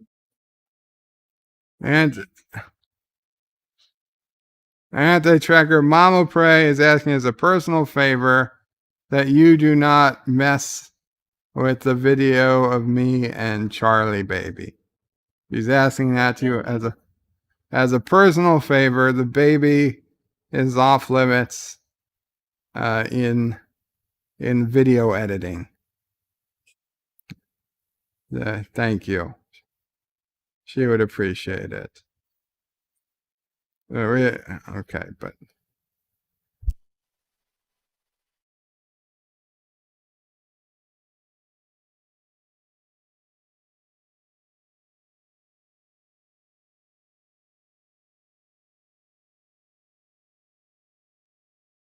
yes, NephewOPrey would be happy to not have to see those. Rock Solid says, Bird of Prey, you have to remember that these are the same people who claim speech is violence. I understand. Piano Dean says, Bird of Prey, what are fake orphan cries? The orphans don't cry. I'm looking for the camera to look into the camera. Son of a bitch. I don't have the camera on. The orphans don't cry. So anytime somebody says the orphans are crying, that's fake news. Resolute Germ says, Bird of Prey, instead of woke, just call them what they are, identitarian, commie a-holes. Chronos says, Bird of Prey, I love the part where NephewOPrey punched you in the face. Yeah, upon rewatching it, that was the highlight of the clip. Mr. Lundell sounds like NephewOPrey already has Uncle Paulie on retainer. Yeah. Yeah, and that was nice to show off little Charlie. Okay. Dear Bop, I thought I saw you at the Pride Parade this weekend. You were wearing no shirt, and I have to say I really dig bears. Just wondering if we could meet for a white wine spritzer tomorrow night. What do you say, Aunt A.T.? No, thank you. I was not at any Pride Parade or any parade. If I was ever in a parade, you'd probably see people pushing the hospital bed down the parade route. But I can assure you I was not there. So I don't know who you saw, but it wasn't me. Dear Bop, I was told that you were the kind of guy who could help me get my story idea to someone in charge at Star Trek Picard. Okay, here's the synopsis, and let me know if you like it. Picard's new synthetic shell is faulty, and they need to move his essence into another vessel. The only body available is a hot Vulcan woman about 30 years old and has ample curves, if you know what I mean. Ms. Picard takes over as captain of a Star Trek spacecraft, and all kinds of fun ensues. So what do you think? Signed, P. Stewart. I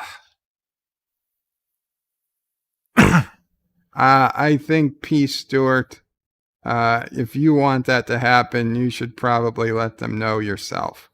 I don't think that would be great. I dare say that I'd prefer they put you in a younger male body if they had to move you to another body. Now, bringing on a Vulcan, 30-year-old Vulcan with all the curves in the right places, that sounds quite logical to me. She just doesn't have to be you. She could be herself. That would be perfectly fine. See, a new character, that would be good. Not moving an old character into a new body. That's bad. LDG Pickles is in the house. Welcome, LDG.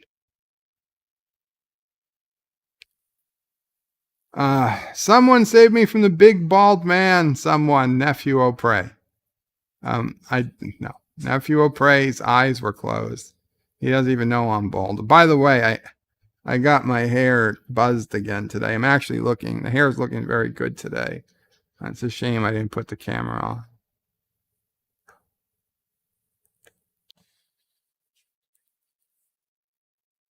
Dear Bob, I'm tired of my lady. We've been together too long, like a worn out recording of a favorite song.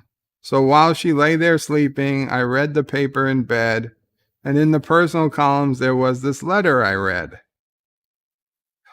If you like pina coladas and getting caught in the rain, if you're not into yoga, if you have half a brain, if you like making love at midnight in the dunes on the Cape, then I'm the love that you're looking for.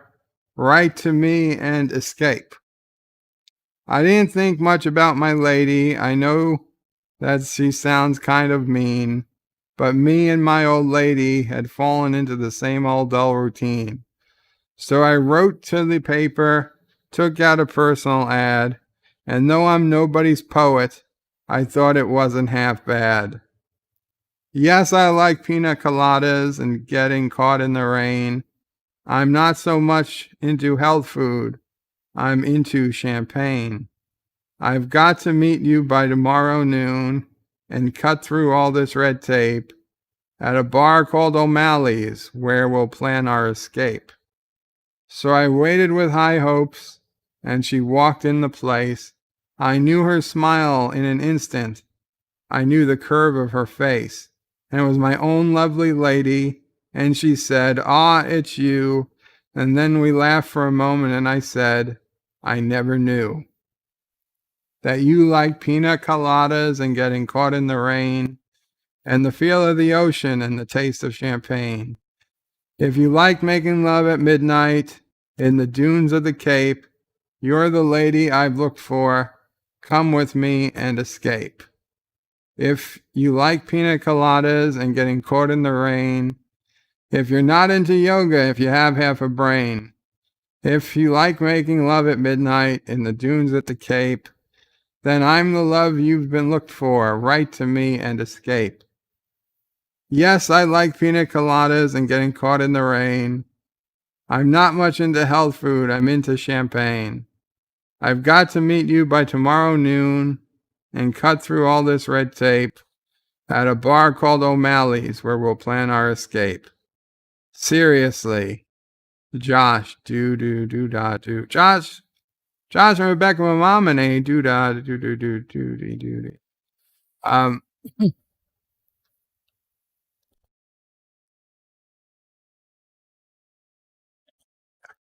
I like that song, but I also like those rhymes. That was good. It was good stuff.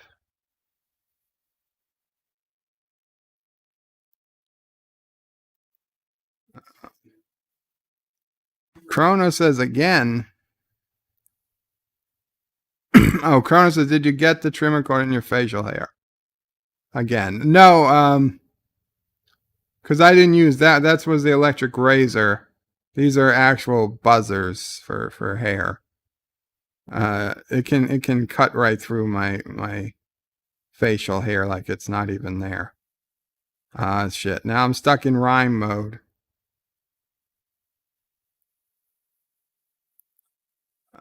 Josh reaches BedLife. Being close is proof. BabyOPrey's eyes being closed is proof BedLife replaced BabyOPrey with a lifelike doll and sent the real BabyOPrey to the mines. No, that didn't happen. Resolute Germ says, if that's all it takes to get him to sing stupid songs, I'm going to send in the lyrics to I'm in Love with a Stripper. I didn't sing it, though. I read it. Plus, it had a natural rhyming quality. Dear Bop, we need to cancel Charlie and the Chocolate Factory. 6 golden tickets, and not a single one sent to South America, India, China, or Africa. For shame. And he owns the Oompa Loompa slaves. Unforgivable. I never liked Charlie and the Chocolate Factory. Now, I'm not a big fan of cancel culture, but had they started with Charlie and the Chocolate Factory, I would understand.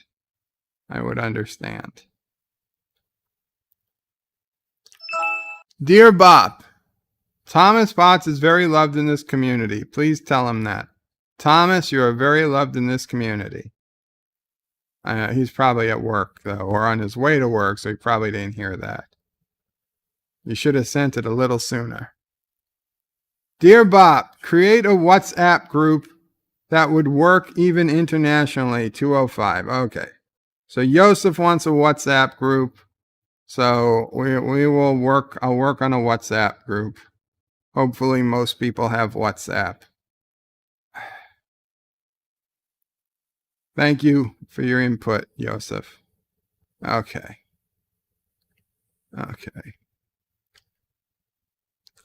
Oh, we got a couple more Dear Bops.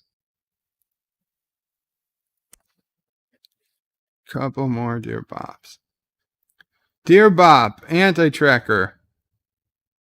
Bird, what have you done? Me.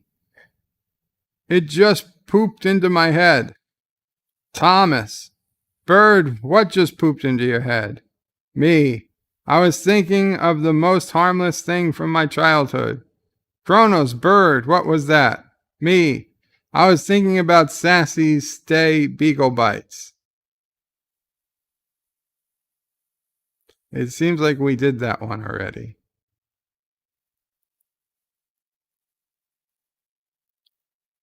For fuck's sake, excuse me. Every time I move a window, every window closes. God damn it. Something's fishy going on here. Okay. Dear Bop, we have located Thomas Potts' house, work site, and know the way he travels there. Should we capture or kill Kurogan, not terrorist cell Pittsburgh? No, we don't want to do anything to Thomas. Thomas is free to come to Karoga if he so chooses. I don't know who sent you to Thomas Potts' house, but abort mission. You're ordered to return to base. Carlos says the lap dance is so much better when the stripper is crying by Bloodhound Gang would be a good Bird of Prey song. I've never heard of that song. The lap dance is so much better when the stripper is crying. Yeah, I've never heard of that song, and I would have a tough time believing that to be the case.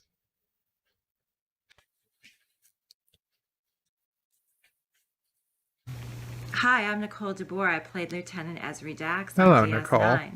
And I welcome you to BedLife 5 channel. Hail Karoga. Hail Karoga. And we love Nicole, even if she is Canadian, as I recently found out.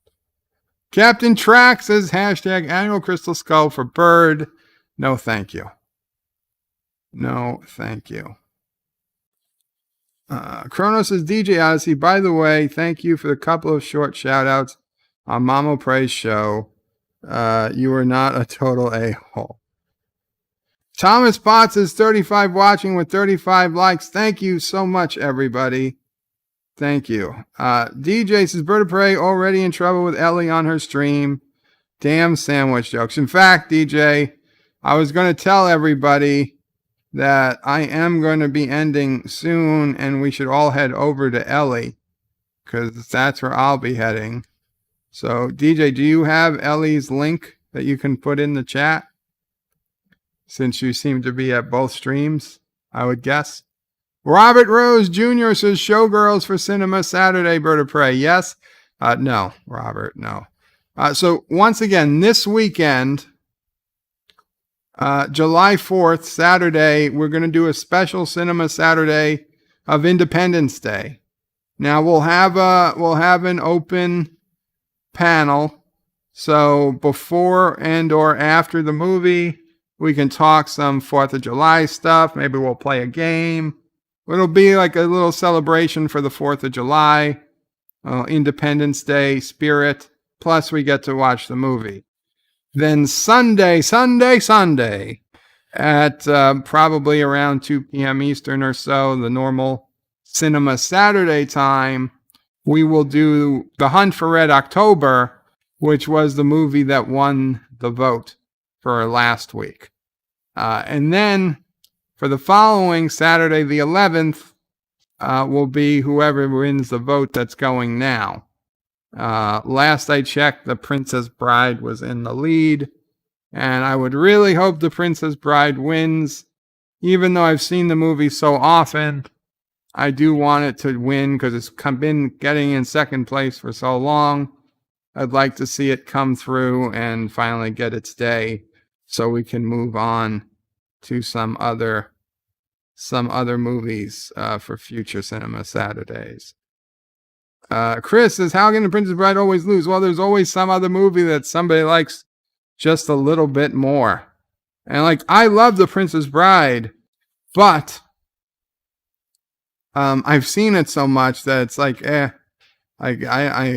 I'm looking forward to it, but also it's like I know every scene, I know every dialogue. I can't tell it to you verbatim, but like I've watched it within the last year 2 or 3 times.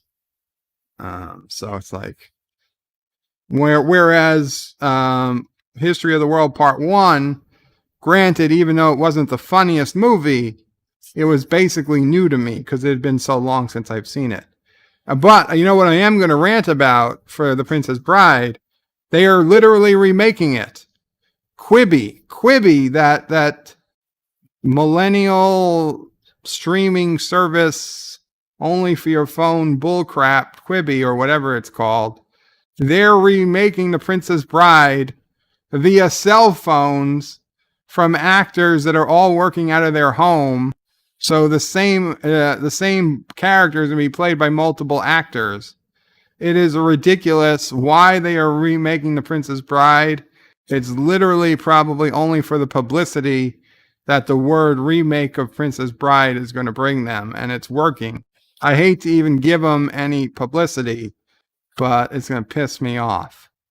It's going to piss me off. Also, in entertainment news, and I'm not sure that this is even real, but there is an IMDb. There is an IMDb page for it. Supposedly being released July 1st, which is just 2 days from now. And what you can get on YouTube. And I'm not going to put the link in because it is a very racy trailer with some very, very, very bad words, like the worst words you could possibly say on YouTube are in this trailer. But there's a trailer for a upcoming, I'm not sure if it's a movie or a series that's going to be available on Amazon and iTunes and some other things, called Cracker, Cracka. And it's basically an alternate history where African black people are the slave masters and white people were the slaves. And a 2020 Trump supporting neo-Nazi somehow mysteriously gets transported to this, I assume, parallel world where he's basically not only to a parallel world, but a parallel world where slavery is still happening, but it's the white people being enslaved. So, like, he goes back there and he's like, a black guy is like, "What's your name?" And he's like, "Michael." He's like, "No, now it's whatever." And he gives him a new name, just like white people would give, African slaves they brought over new names. It's a very low budget production, but it has a lot of people who see it going so angry. They're like this. They think it's going to create the race war. They think it's going to destroy the world. Personally, I don't think it's going to be so bad. Don't get me wrong. It's an awful movie or a series or whatever it's going to be. The production value is damn near zero. It is clearly just meant to inflame tensions. The director of it, made some remarks about if it glorified violence, and he seemed to suggest that it did. That's terrible. But honestly, as someone who doesn't mind watching alternate history movies or alternate history TV shows, it's not the worst idea in the world. And to be honest, it's quite similar to in 1995, HBO did a film with John Travolta called White Man's Burden, where it was the 20th century and the white and black roles were switched. The black people were, the rich, the business owners, the elite, and the white people were, more the, what stereotypically black people would have been in the 90s.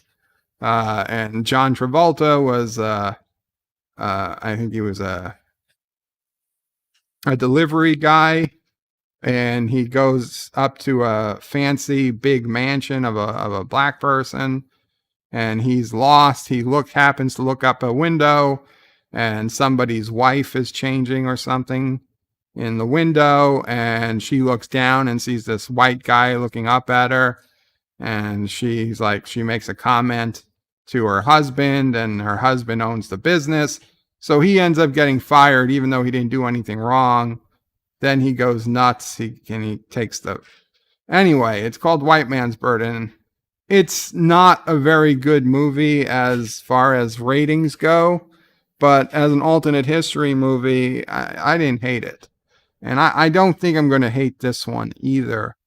But, man, the way they are choosing to advertise it, they are purposely purposely hitting all the buttons they can to get an outrage. I think they're looking for an overreaction from it. I'm not overreacting. I do intend to watch it because I think it honestly could be funny. And if for those who watched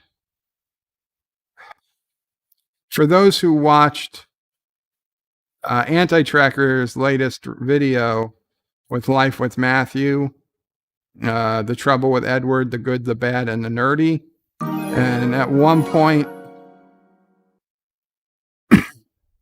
Momo donated $1. Bird sold some people to I seen it. No comment. So in for The Trouble with Edward, where they thought they were making an episode that made Edward look stupid, and they actually made an episode that made the captain look incompetent. It was totally the opposite of what they were expecting to do. I almost think that this movie or series is going to do the same thing for the neo-Nazi. The director specifically says he expects people to cheer when the white guy gets beaten and brutalized was the word, by his African masters in the parallel universe. But slavery is wrong. Everybody knows that today. Even conservative. No conservative is for slavery, right? I mean, you have to be really, really, really wackadoodle, well outside even the fringe, to say, oh, we want to bring back slavery.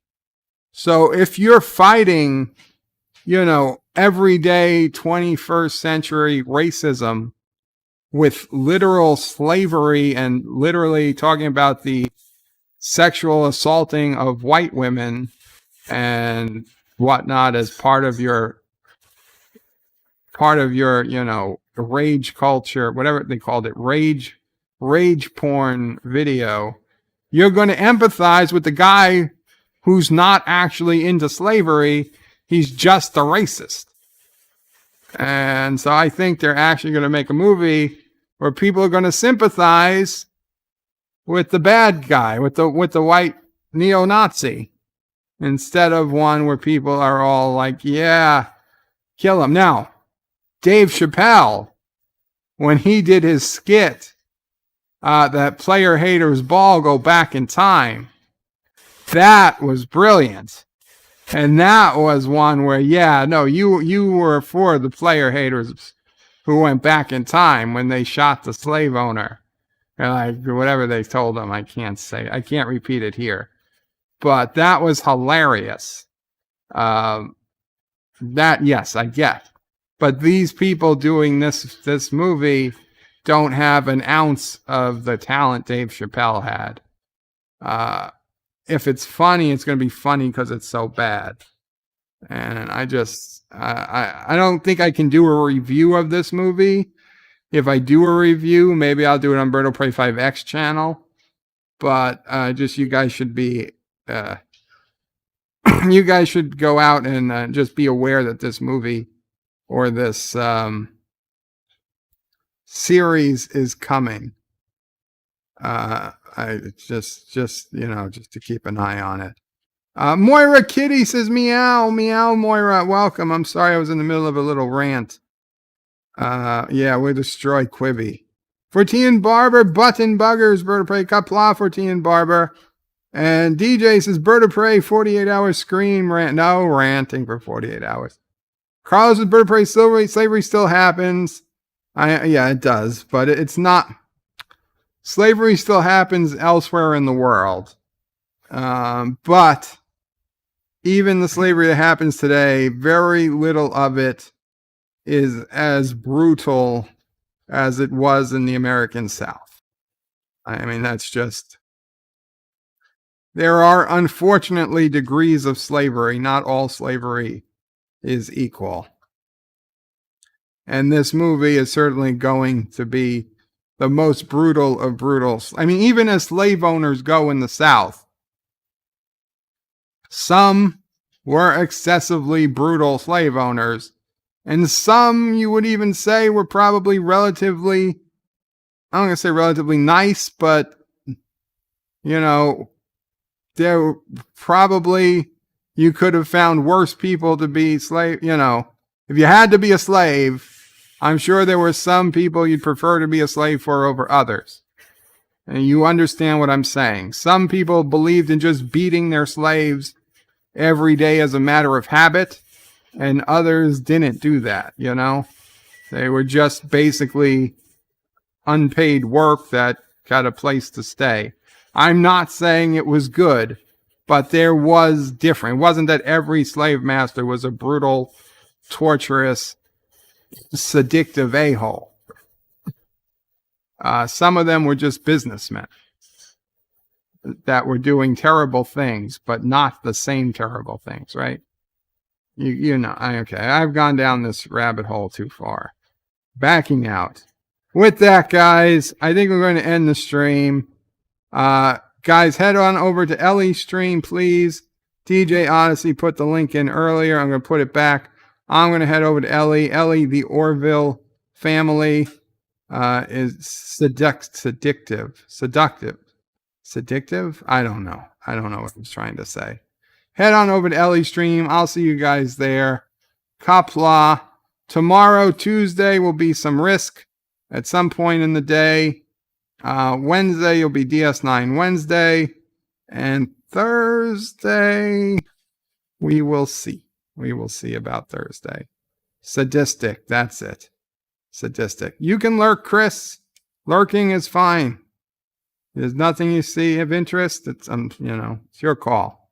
But we'll see you over there. Qapla, everybody. Bird out. Thank you all for watching my video. Please remember to comment, like, and subscribe. And don't forget to hit that bell icon. Without it, you won't get notifications of new videos.